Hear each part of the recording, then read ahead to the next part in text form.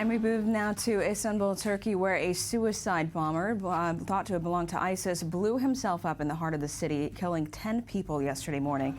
9 of the victims were reportedly German tourists, and Peru also announced one of its citizens was killed. Turkish authorities said the bomber, identified by his body parts, was believed to be a 27-year-old Syrian who entered the country recently but was not on any watch list. Ankara vowed to continue the fight against the Islamic State group until it was wiped out. Now, there was no immediate claim of responsibility, but Islamist leftists and Kurdish militants who are battling Ankara in southeast Turkey have all carried out attacks in the past. German Chancellor Angela Merkel, for her part, called the terrorists the enemies of free people, and said Germany's fight alongside its allies would prevail. And let's first take a look at this following report, and we'll break it down from there in studio. In the aftermath of Tuesday's bomb attack in Turkey, which killed at least 10 people, details are emerging about the identity of the perpetrator. Like most of the victims of the explosion in Istanbul, the suicide bomber too was a foreigner in the country. I strongly condemn the terror incident in Istanbul's Sultan Ahmet district, assessed to be an attack by a suicide bomber with Syrian origins. Turkish President Tayyip Erdogan claimed Turkey was, quote, the top target for all terrorist groups in the region, adding that he will continue fighting all such groups equally. So far, 15 people are reported to have been wounded in the blast, which tore through a heavily populated tourist area of the city. Most of the victims of the blast are said to be German tourists. The country's foreign ministry has released a warning to its citizens abroad, saying that further violent clashes and terrorist attacks were expected across Turkey. We are seriously concerned that German citizens could and probably will be among the victims and wounded. Those affected are members of a German tourist group, and of course the German Foreign Ministry immediately set up a crisis meeting. Meanwhile, Turkish authorities are moving forward with their investigation of the attack and are now trying to determine the type of explosive the suicide bomber used. Eyewitnesses described a scene of shock and chaos as police forces struggled to evacuate the area for fear of a second blast. It was a suicide bomb. I went there and I saw it, and I came back to the hotel. There was chaos. Everyone was running somewhere. Policemen did not see this coming. They were trying to evacuate the area because they said there was a possibility that a second bomb could go off. Fears of successive blasts in Turkey follow the massive terrorist attack in Ankara in October last year, in which more than 100 people were killed. President Erdogan then blamed the so-called Islamic State for the attack.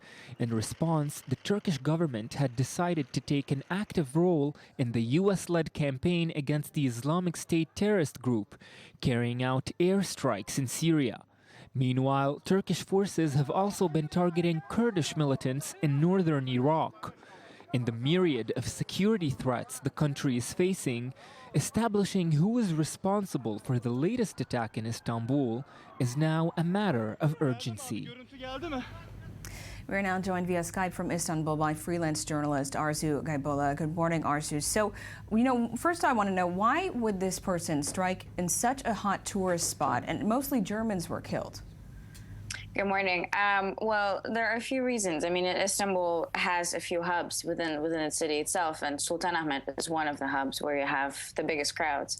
Another option could have been Taksim, of course, but Sultanahmet is a popular tourist hub, and I think the intention was to actually damage Turkey's economy, and tourism actually makes a big portion of Turkey's economy. One thing I want to mention, the explosion went off in the obelisk area near Sultanahmet and Topkapı Palace. And yesterday was the day when Topkapı Palace was closed. There's one day in a week when museums are closed, and Tuesday is one of those days. So had the Topkapı Palace was open to tourists yesterday, I think the casualties would have been a lot higher. But I don't think it was targeted specifically for the German tourists. It's just a very touristy area, and groups come in for sightseeing there. And, following the attack very soon after, Turkish authorities implemented a broadcast ban. Why is this? It's very common these days. Every time there is an explosion or an attack, the broadcast ban comes quite quickly, except this time it was, I think, the fastest. A lot of journalists and correspondents covering the event were quite shocked how quickly the government issued a decision. The official explanation, although it's very vague, is that it's for national security reasons. And, of course, it prevents people from getting information and for actually understanding what's happening on the ground. It was a really strange move, but then this happened before. And how do they implement a broadcast ban? I mean, how do you affect people who are posting on Twitter, on Facebook, for instance? It's not the people who are posting on Twitter. It's mostly goes to the broadcasting media outlets. And during the news broadcasting, journalists actually say, the anchors actually say that, okay, we've just received the notification that there's a broadcast ban, so we won't be able to update you as we go, only when we have official statements from the government institutions. So it's more like a gag order, perhaps. So what are Turkish authorities doing to fend off these types of attacks then? Well, it's really hard to say what they've done because this is not the first time there is an attack in Turkey as itself. The fact that the president mentioned that the explosion was done by a Syrian who entered Turkish borders a few days before is something worth taking into account, because obviously there's not been a good enough background check on this person or not. But they were very quickly, they said that this was not done by any of the list of the people that we have that could possibly commit this attack. They're taking measures, but to be honest, as a person who lives in this country, it becomes a reoccurring process, and it almost becomes part of the life. It's just a matter of, I guess, getting used to it, as strange as it may sound. Arzu Gobila, thank you so much for joining us from Istanbul. Thank you for having me. And with us in studio now is I-24 News senior Middle East analyst Ali Waked. Good morning, Ali. So she mentioned something there. This person, 27-year-old Syrian man, was not on any sort of watch list and carried out this attack. So what does this reveal about the vulnerability of Turkey's security?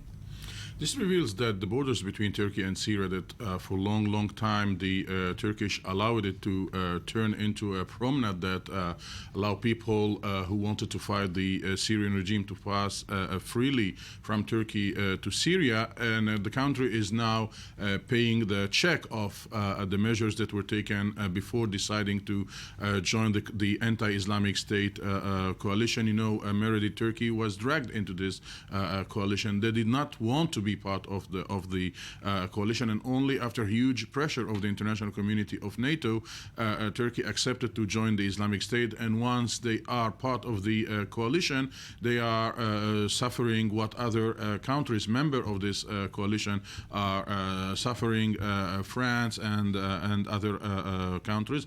But I think, Meredith, this showed that the situation of Turkey is much more complicated than only fighting the Islamic State, because Turkey have now at least two fronts, the Kurds and the Islamic State. It is true that until maybe recently, the Kurds were the top priority of the Kurdish security services, and we saw here and there some operations of the Turkish inside Turkey and on the borders between Syria that target the Islamic State. I'm sure that after this attack, the Turks will give more attention and will invest more in their fight against the Islamic State, because the Kurds, you know them, you have the list, you have the name, and you can anticipate where they might strike. For the Islamic State, we see they strike in Ankara, now in Istanbul, near the borders, and Turkey should give more attention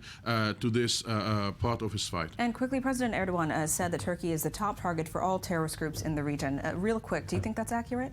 I don't think it's as accurate. I think that it was said, addressed to the internal public opinion, as our guest from Istanbul said right now. It is becoming like part of our life. Erdogan was elected on the stability issue. Now there is no security stability, at least in Turkey, and he needs to defend himself. It's a very scary situation indeed. Ali Waked, thank you for being here this morning. So